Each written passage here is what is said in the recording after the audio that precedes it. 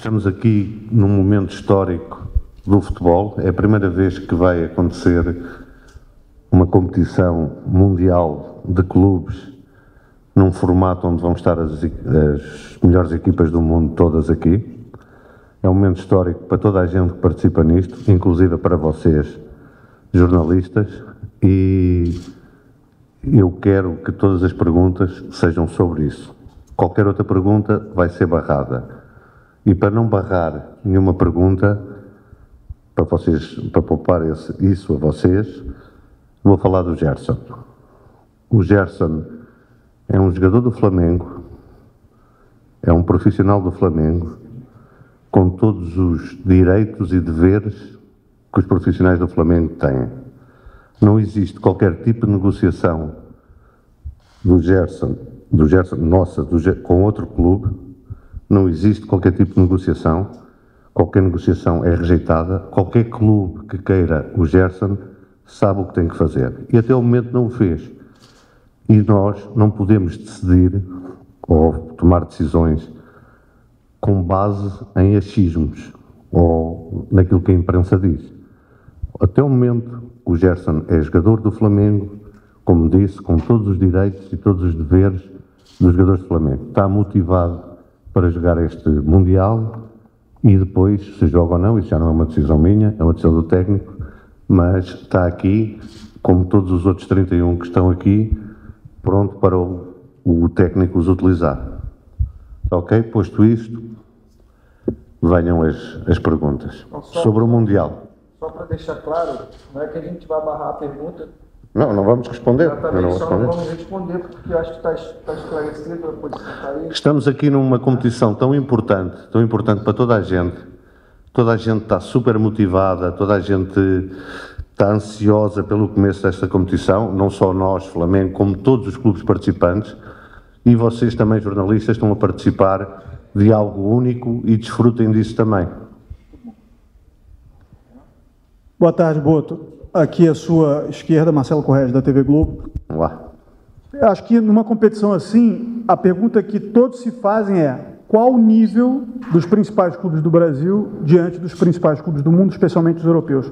Até pela sua experiência no futebol europeu, o que você espera em relação a esse embate de estilos e de estruturas que a gente vai ver aqui nos Estados Unidos? É uma excelente questão e, se calhar pela primeira vez, de uma forma mais consistente, porque uma coisa é um jogo, ou um jogo a duas mãos, ou outra coisa é uma competição onde existe alguma regularidade. Os times sul-americanos vão ser postos à prova com os times europeus e vice-versa. Eu já disse isto várias vezes. É óbvio que na Europa estão os melhores jogadores, estão os melhores técnicos, estão as melhores ligas e, naquilo que é a minha visão, estão um patamar acima da América do Sul. Posto isto, não quer dizer que nós, Flamengo, não vamos encarar os jogos todos para ganhar. Vamos. Temos é que estar conscientes do grau de dificuldade que é jogar contra os times europeus. Como eu também já disse, o facto disto ser em final de temporada na Europa pode trazer alguma vantagem para os times sul-americanos. Agora, não tenham dúvidas que na Europa está o melhor futebol. Boto. Aqui do outro lado, Monique Danello, TNT Esportes. Até diante de tudo isso que você falou, queria que você passasse para a gente o que vocês projetaram internamente do que seria o objetivo do Flamengo nesse Mundial, o que vocês traçaram em termos de objetivo, ir até determinada fase seria pelo menos o primeiro objetivo a ser cumprido, olhando para esse cenário, analisando os adversários e todos esses ingredientes que envolvem essa competição, o que vocês planejaram? É óbvio que, olhando para o grupo, nós, numa primeira fase de planeamento, é passar a fase de grupos. Depois, a partir daí, é jogo a jogo, não podemos fazer um planeamento desses numa competição destas, como não se pode também fazer na Libertadores ou na Champions League. É depois, jogo a jogo, e depois num jogo só, aí sim as coisas ficam muito mais equilibradas. Agora, olhando para o grupo, não menosprezando os outros, porque muitos de vocês, eu hoje falava com alguns colegas vossos, e de certeza que vocês não viram um minuto que seja do Esperance de Tunis. É uma equipa com um futebol difícil. Vocês lembram-se de Marrocos na última Copa do Mundo, tirou a seleção portuguesa e bem da Copa do Mundo. O futebol da África, principalmente da África do Magreb, é um futebol muito técnico, muito rápido. Mas olhando para o nosso grupo, nós projetamos que passar o grupo e depois logo se vê o que é que vai acontecer, o que o encaixe nos vai dar, porque estar a fazer esse planeamento agora, não. Agora, vamos desfrutar os jogos todos, vamos competir nos jogos todos, porque é realmente uma experiência única para toda a gente que está aqui. Boto, Pedro Ivo aqui da SPN, um pouco mais à sua frente. Você falou na resposta anterior à pergunta da Monique que os melhores certezas são os europeus, independentemente de classificação, do jogo único de uma oitava de final, de uma eventual quarta de final. Onde você enxerga o grupo do Flamengo, o elenco do Flamengo, em que prateleira, num top 5, num top 10, independentemente do que vai acontecer no campo, que o jogo, como você falou, é algo único, onde você enxerga o Flamengo, se tivesse que separar assim, ou ranquear talvez, entre os times que estão aqui no Mundial? Mas falas a nível global? Sim. A nível global. É muito difícil fazer essa comparação, porque muitas vezes não é a qualidade do elenco, mas as competições onde estão inseridas que são menos ou mais exigentes. Eu não tenho dúvida que o elenco do Flamengo, competido numa Premier League, lutava pelos primeiros lugares. Mas tinha que estar habituado a jogar àquele ritmo, que é uma coisa que não está. Nem o Flamengo, nem o Palmeiras, nem o Botafogo, nem o Fluminense. Portanto, é muito difícil colocar, em termos de ranking, onde é que está o elenco do Flamengo. Em termos de qualidade, está com certeza numa primeira prateleira. Com certeza. Em termos de habituação a ritmos de jogos muito altos, não está. Boto, boa tarde. Boto, queria que você explicasse o organograma do Flamengo nessa Copa do Mundo de Clubes. Quem é que está responsável pelo futebol? Se é só você, se tem um vice-presidente, se tem algum outro diretor? O Zico, ele vem realmente como chefe da delegação, a gente não viu ele por aqui ainda. Queria que você explicasse como é que está isso aí, a estrutura profissional do Flamengo para o Super Mundial. Vocês têm que separar o Flamengo futebol e o Flamengo institucional, não é? Se falas do Flamengo futebol que está aqui, no topo de hierarquia estou eu. Tudo o que está aqui são profissionais. Não há aqui nenhum vice-presidente, não há aqui ninguém amador, são todos profissionais. Depois há uma parte institucional que até tem a ver com as casas do Flamengo, que é um trabalho muito bom e muito meritório para unir a nação flamenguista, e isso é outra coisa que nada tem a ver com o futebol. Naquilo que é o futebol, tudo o que está aqui hoje são todos profissionais. Neste hotel só estão hospedados profissionais do futebol. De todas as áreas, não é? De todas. Não sei se respondi à tua pergunta.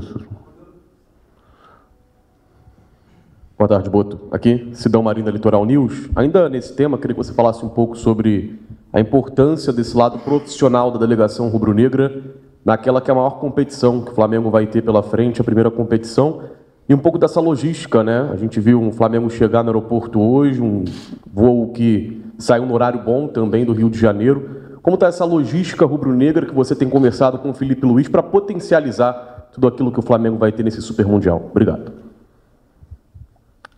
Não, a logística que utilizamos aqui neste Super Mundial é a logística de um clube de top. Um clube de top. Desde o avião que viajámos hoje, em que todos os lugares eram lugares de executivo, em que os jogadores puderam descansar e chegarem aqui prontos para daqui a pouco terem um treino. Os hotéis são escolhidos pela FIFA e isso, mas tem todas as condições para que um clube de top tem necessidade. Ou seja, um Real Madrid, o Bayern Munique não vão ter coisas melhores do que aquilo que nós temos. A esse nível, não será pela logística que o Flamengo não terá um bom rendimento. Boto, aqui Guilherme da Casé TV. Logo na primeira resposta, você citou essa diferença de prateleiras entre as equipes europeias e as equipes sul-americanas. Eu queria que se você pudesse explicar um pouco mais as razões pelas quais o senhor acredita que há essa diferença. Se é uma coisa meramente financeira, se é estrutural, se é um pouco de cada. Eu queria entender um pouco mais esse lado. Eu acho que não é só uma intuição minha ou um achismo meu. Acho que em 90% das pessoas envolvidas no futebol vão ter a mesma opinião que eu.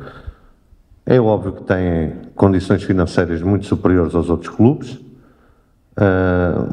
Lembrar-vos, por exemplo, que o Benfica, que pode ser um nosso adversário, e que é de uma liga periférica na Europa, não é da primeira divisão da Europa, tem 3 avançados centro, cada um custou mais de 20 milhões de euros.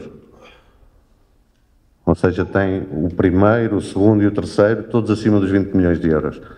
De uma liga periférica. Portanto, só aí vocês estão a ver o potencial ou o poder económico dos clubes europeus. Quando você tem mais poder económico, pode ter melhores jogadores. Tem os melhores treinadores, tem as melhores práticas neste momento.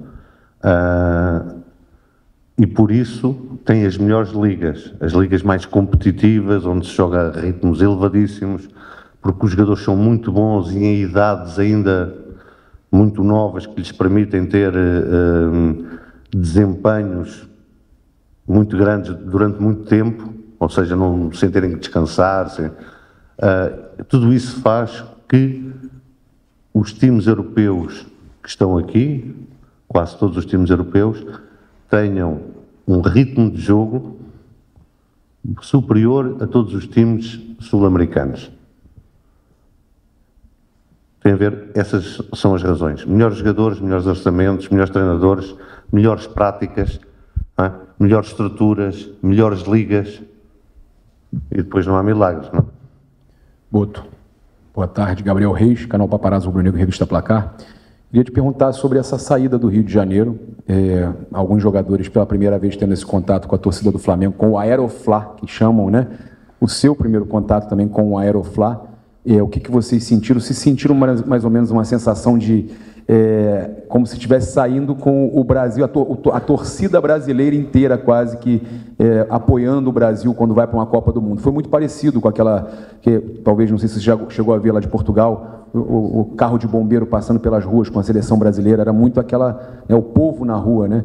E eu queria te perguntar da importância também de recuperar alguns jogadores como o Plata, o De La Cruz, alguns atletas, até para você ter esse elenco mais forte para enfrentar equipes como o Chelsea. São 2 perguntas. A primeira pergunta, eu posso responder por mim, não é? A nível pessoal. Apesar de quase 40 anos de carreira no futebol, fazendo de tudo um pouco, nestes 6 meses de Brasil já experienciei coisas que nunca pensei em toda a minha vida. Uma foi no São Luís, não é? São Luís do Maranhão, e a de ontem. São coisas que só vivendo, só passando por elas, se eu contar na Europa aos meus amigos, às pessoas do futebol, que isto existe, as pessoas não têm muita noção disso, não é? Pois têm quando veem as imagens na televisão. Agora, estar dentro do ônibus e sentir aquele apoio, sentir aquele carinho, é como é que se diz, um aditivo, um combustível muito grande para todos nós, que temos a responsabilidade de representar aquela gente aqui numa competição tão importante. Primeira parte. A segunda parte era os jogadores que... Não, é importante neste momento. A nossa expectativa é que para o primeiro jogo tenhamos 99% do elenco disponível. São mais dores de cabeça para o Filipe Luís, mas de certeza que ele gosta de ter essas dores de cabeça. Boto, aqui à sua direita, Gustavo Henrique, Boa tarde para você, Rodrigo, Rafa, Greg, todo o pessoal do Flamengo. Grande estrutura que o Flamengo montou aqui para receber essa entrevista coletiva. Ô Boto, por mais que você tenha sido combinado de não falar do Gerson, e também nem de outra coisa, só do Mundial, eu vou te fazer uma colocação que não é sobre os atletas, mas tem a ver com o Mundial. Tanto a situação do Gerson como a do Bruno Henrique. O torcedor do Flamengo pode esperar, por tudo que você acompanhou nessas últimas horas e conversou, o elenco do Flamengo chega para esse Mundial 100% focado na disputa do Mundial, Boto?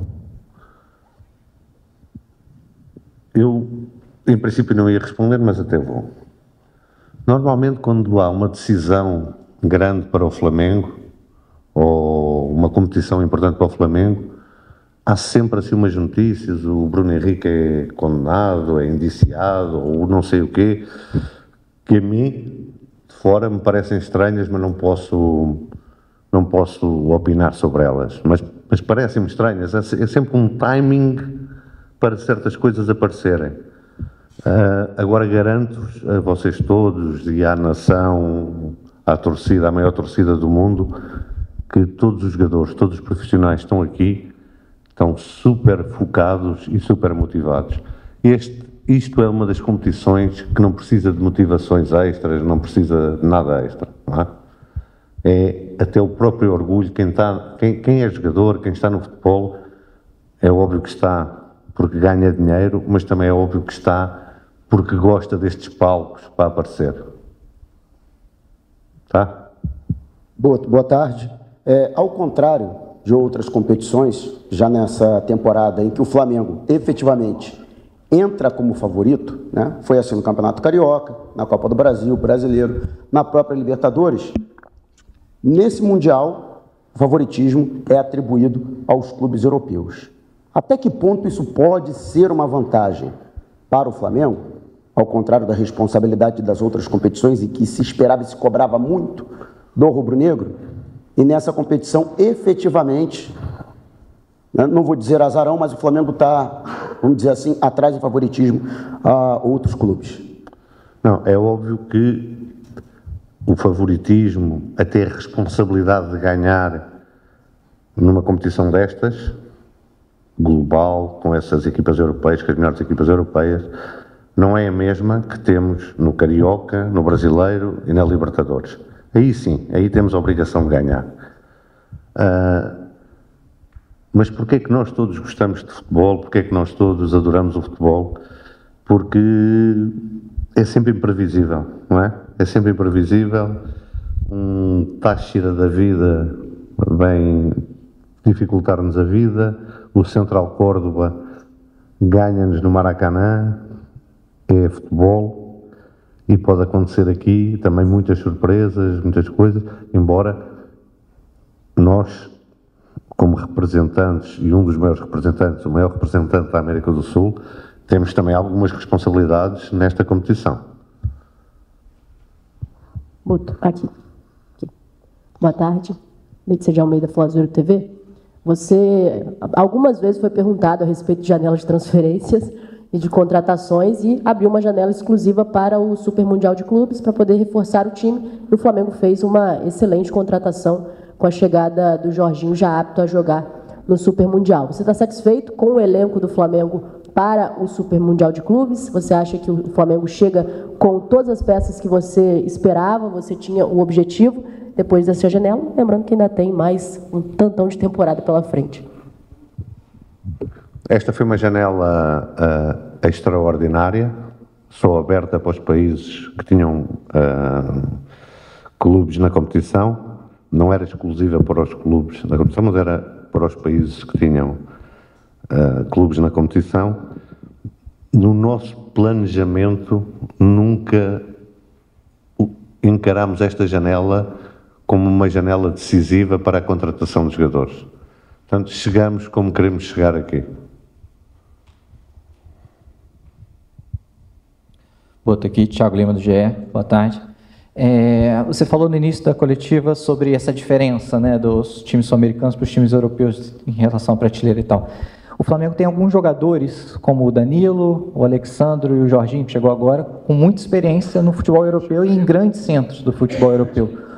Você acha que isso pode ajudar, de alguma forma, o Flamengo a diminuir essa diferença para os europeus? E se me permite só uma segunda pergunta rapidinha, vocês já têm algum número de quantos rubro-negros estão vindo para cá, para os Estados Unidos, para acompanhar os jogos? Obrigado. Começo pela segunda, que não sei responder. A primeira questão é óbvio que sim. Uma das coisas, já o disse várias vezes, uma das coisas que nós nos propusemos foi dar uma cara mais europeia. Quando digo uma cara mais europeia, não é por causa de jogadores, não é que com boas práticas e rigor que existe mais na Europa do que na América do Sul. E é muito importante termos jogadores com uma vivência muito grande em ligas, nas principais ligas europeias, para transmitirem também aos outros, que nunca tiveram essa possibilidade, do que é que são as boas práticas nessas ligas, nessas grandes ligas europeias. E isso é com certeza uma vantagem, não só para agora, para este Mundial, mas para o resto da temporada. Boto, Raíza Simplício da Gol Brasil e da Placar. Eu queria saber de você como foi feita essa análise. Vocês decidiram, por exemplo, não contratar um jogador só para o Mundial de Clubes. Foi uma decisão de vocês contratar apenas se fosse para um planejamento inteiro do Flamengo. Queria entender o porquê, já que houve essa possibilidade, né, dada pela FIFA, o que vocês levaram em consideração, e se de fato houve ali alguma aproximação com o Neymar para disputar o Mundial de Clubes, enfim. Queria ouvir de você sobre isso. Nós quando partimos para uma temporada não podemos pensar exclusivamente numa competição, ainda por cima numa competição que é a mais difícil que vamos participar para nós e que dura um mês. Não podemos pensar nisso. A questão de trazermos um jogador que fosse só para jogar o Super Mundial nunca passou pela nossa cabeça. Nunca passou pela nossa cabeça por vários motivos. Porque eu acho que faria, é a minha análise e a do treinador, faria mais mal do que bem à equipa. Porque pergunto eu à Raíssa, Raíssa é repórter, é jornalista da Placar, não é?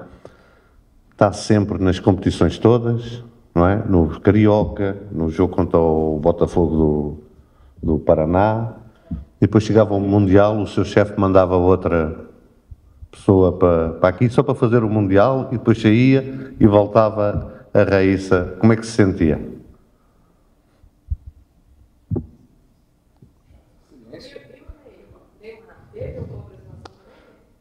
Da minha parte, não.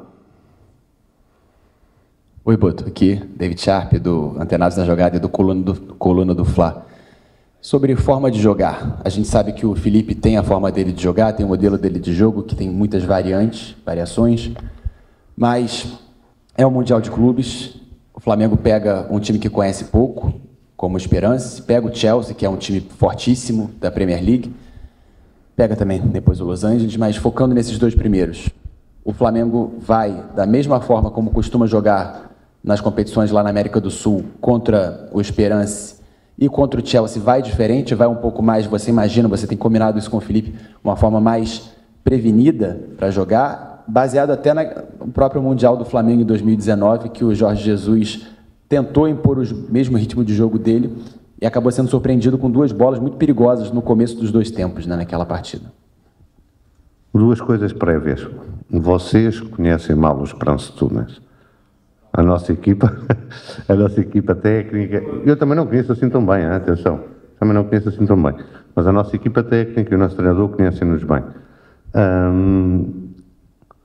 Essa pergunta depois tens que fazer ao Felipe, não é? Agora, conhecendo eu como o conheço, sabendo aquilo que são as ideias dele, é óbvio que há sempre uma adaptação, seja porque cada adversário é diferente, mas não vamos fugir muito daquilo que é o nosso ADN de jogo.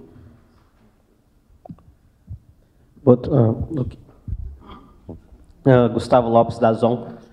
Primeiro, eu queria que você falasse um pouco desses, já que tinha passado alguns dias, se você pudesse falar um pouquinho do Jorginho, como é que ele tem se adaptado com os outros jogadores, o que você tem visto nele nesses primeiros dias de Flamengo, com essa viagem, e também, rapidamente, por causa do seu histórico e por causa do chaveamento também, você gostaria de enfrentar o Benfica, sua ex-equipe? O Jorginho tem uma qualidade incrível, é uma coisa que nós já sabíamos, de o ver jogar, e assim vê-lo treinar no dia-a-dia, ainda confirma mais aquilo que nós pensávamos dele. Em relação à segunda, como é que vocês chamam? A lei do ex, não é?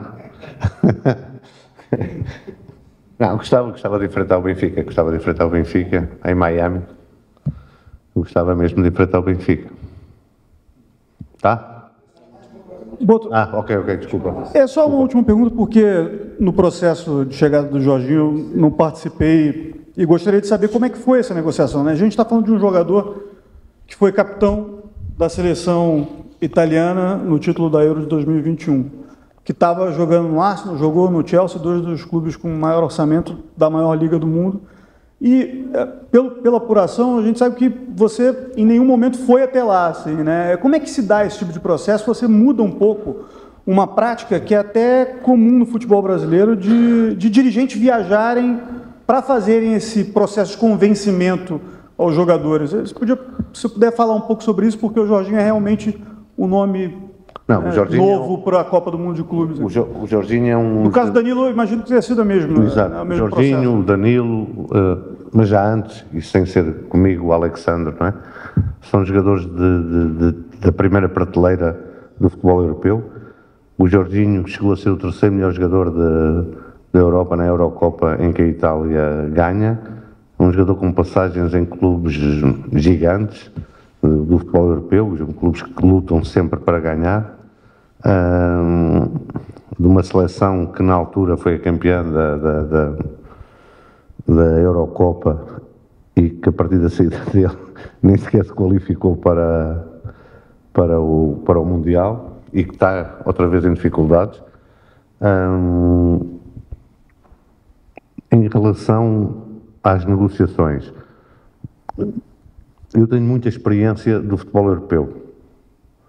Ou seja, eu sei com quem é que hei de falar no Arsenal, sei com quem é de falar na Juventus, sei com quem é que hei de falar no Nápoles, por ter estado ali na Europa, e isso traz-me uma vantagem grande, que é eu ligar para as pessoas e as pessoas confiarem em mim, sabem quem eu sou, sabem que se eu estou a dizer que quero isto, ou que vou fazer isto, ou que vou fazer aquilo,